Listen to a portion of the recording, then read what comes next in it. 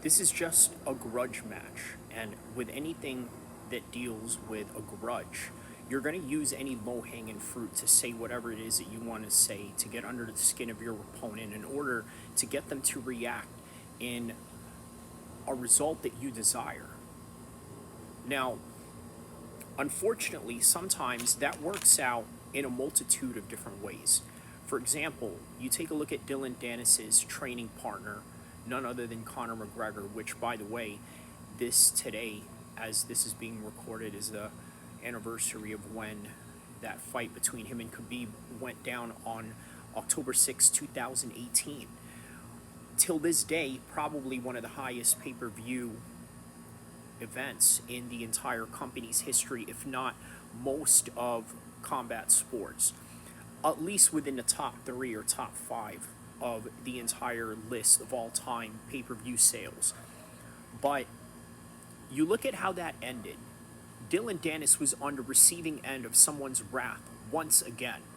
And you got to ask yourself, what is it that this guy is doing that allows other people to get the best of them and get out of their character and do things that otherwise would be uncharacteristics of who they are? Now, would you put it past anybody that Paul would go out and sue somebody for leverage, for the possibility of being able to have one-upsmanship, especially with an upcoming fight going on? Although it is still quite strange that one fighter would sue another fighter prior to a fight, right? Because usually if two guys are signed to fight each other, it's usually within terms of a business agreement rather than more of somebody that is your enemy.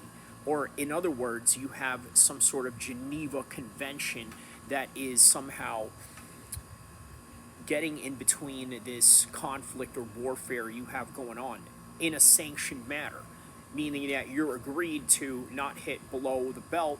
You're not allowed to go out and take out innocent civilians or something to that extent. And then this is where the ethics of MMA, boxing, and prize fighting all go into this question of, well, what is the right thing to say in terms of promoting a fight, and what are the limits?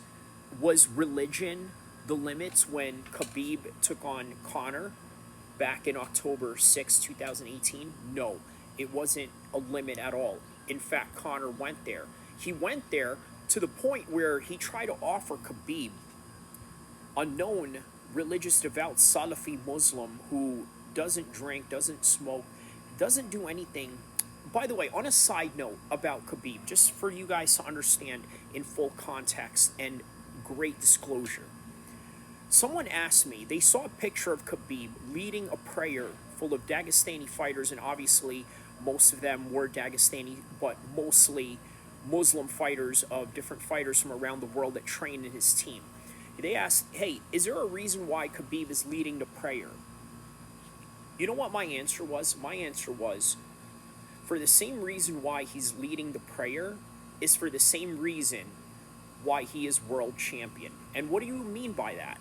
I explained to them what exactly I mean by that is that in order for you to lead prayer in an Islamic prayer or in a mosque or in a congregation, it's agreed upon that within that group of men or women, the man that has the most knowledge in terms of Islamic education and in terms of understanding the Quran, understanding the Hadith, the history of Islam, and things of that nature, gets to be the one that leads the prayer.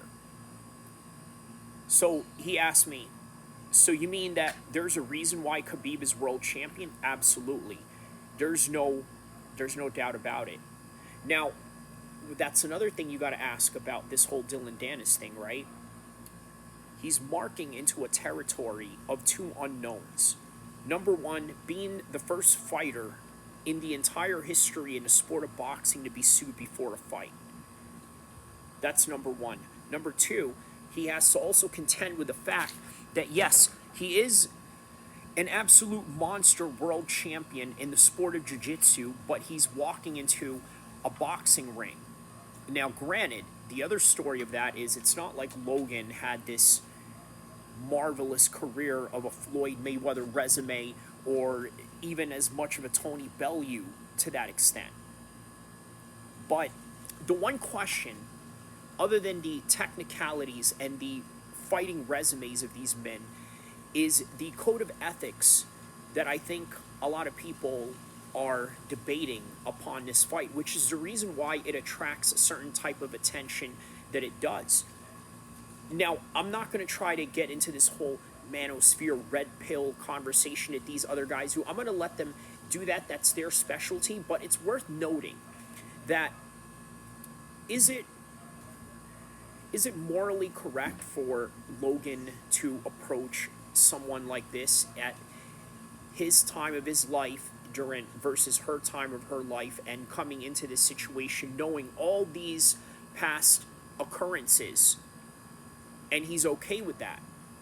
And this is one of the things that I wanted to comment on when him and Jake had that Better podcast with him and his buddies, Jake and his buddies, and then Logan was the guest and whatnot, which is recent, within this week of October 2023, right?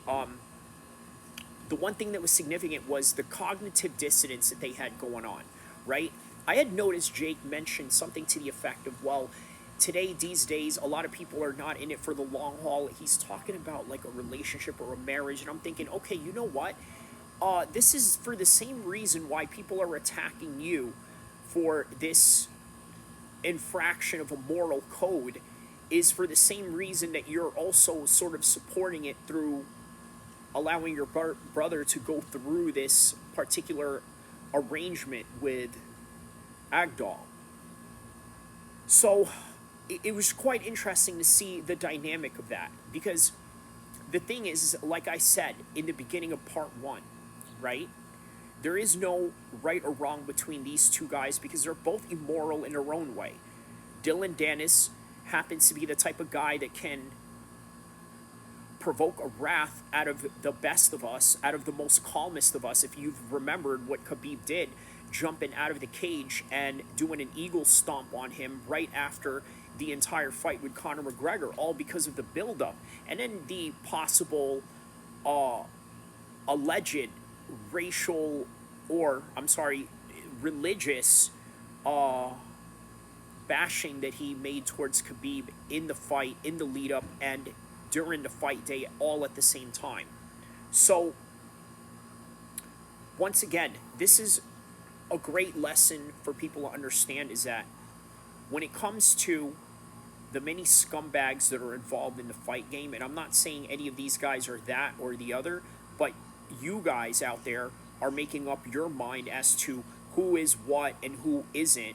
So either way, you have to understand that when you see this with other fighters and other storylines and other conflicts from around the world, whether it would be small or whether it would be from an actual warfare point of view between countries, or between rebels, insurgencies versus an actual state and things of this nature, or just a sanctioned prize fight situation that we're witnessing or talking about in this particular moment of time.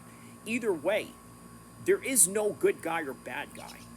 There are only interests, and there are only decisions made by what is best for you and the people that are on your side, and forget everyone else. Literally, forget everyone else, because I'd like you to like and subscribe. And forget everyone else, but first and foremost, like and subscribe.